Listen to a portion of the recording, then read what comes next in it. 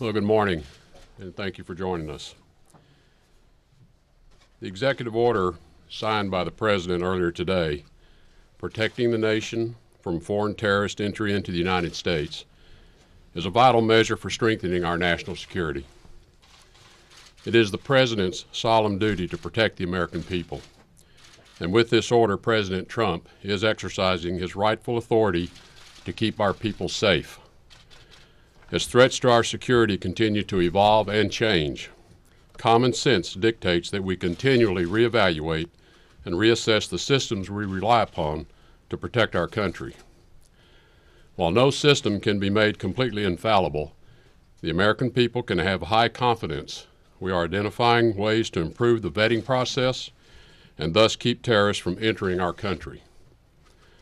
To our allies and partners around the world, please understand this order is part of our ongoing efforts to eliminate vulnerabilities that radical Islamist terrorists can and will exploit for destructive ends. The State Department will coordinate with other federal agencies and implement these temporary restrictions in an orderly manner. Our embassies and consulates around the world will play an important role in making sure that our nation is as secure as it can be. And the State Department will implement the provisions in this order that allow for the admissions of refugees when it is determined they do not pose a risk to the security or welfare of the United States. Upon the President's initial executive order issued on January the 27th, the State Department's Consular Affairs and Diplomatic Security offices immediately undertook a review in coordination with the Department of Homeland Security to identify additional measures that would strengthen our vetting of those seeking entry to the United States from 7 named countries. These early efforts were concentrated on Iraq. Iraq is an important ally in the fight to defeat ISIS, with their brave soldiers fighting in close coordination with America's men and women in uniform. This intense review over the past month identified multiple security measures that the State Department and the government of Iraq will be implementing to achieve our shared objective of preventing those with criminal or terroristic intent from reaching the United States. I want to express my appreciation to Prime Minister al-Abadi of Iraq for his positive engagement and support for implementing these actions. The United States welcomes this kind of close cooperation with countries in every region of the world who share our commitment to national security. This revised order will bolster the security of the United States and her allies. Now, we've spent the morning briefing the Congress, the press, and we will continue to talk with key stakeholders this afternoon. Experts from the Department of Homeland Security, the Department of Justice, and the State Department hosted an hour-long call with the media on this topic this morning. Our collective teams will continue throughout the day to follow up with the Congress, the media, and stakeholders to answer your questions. I'll now turn it to the Attorney General for his comments.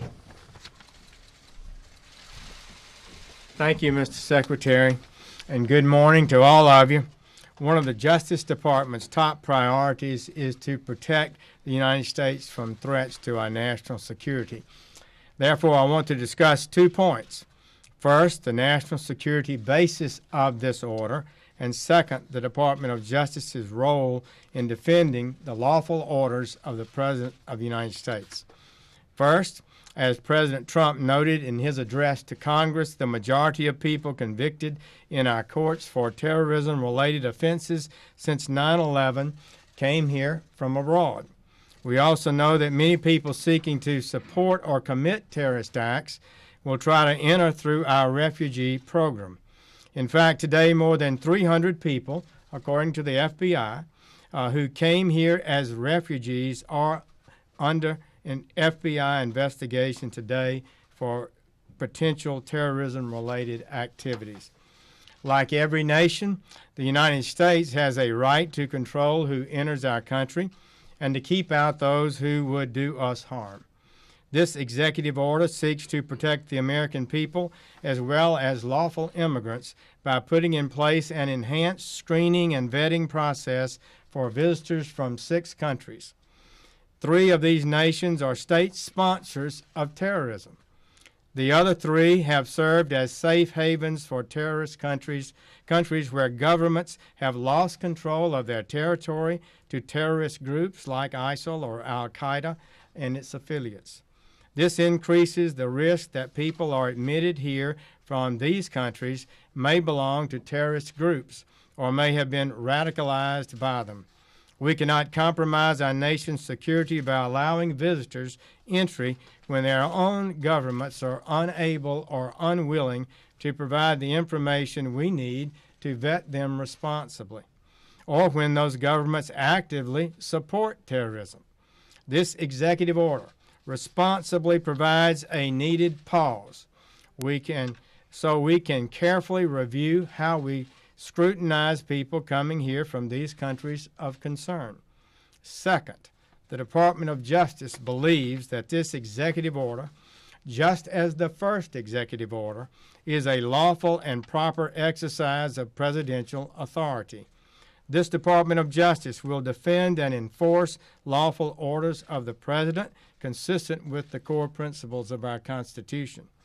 The executive is empowered under the Constitution and by Congress to make national security judgments and to enforce our immigration policies in order to safeguard the American public. Terrorism is clearly a danger for America and our people. The President gets briefings on these dangers and emerging threats on a regular basis. The federal investigative agencies, the intelligence community, the Department of State, the Department of Homeland Security, and the United States military report to the President. Knowing the President would best possess such extensive information, our founders wisely gave the executive branch the authority and the duty to protect the nation. This executive order is a proper exercise of that power. Now, I will turn things over to our able Secretary John Kelly of the Department of Homeland Security. John? Thank you, Mr. Attorney General. Well, like the Secretary of State and the Attorney General, I welcome you here today.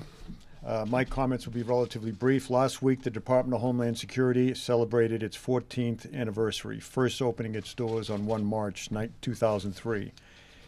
This Secretariat was established in response to the devastating attacks of September 11th, when foreign terrorists turned a beautiful but ordinary day into a nightmare.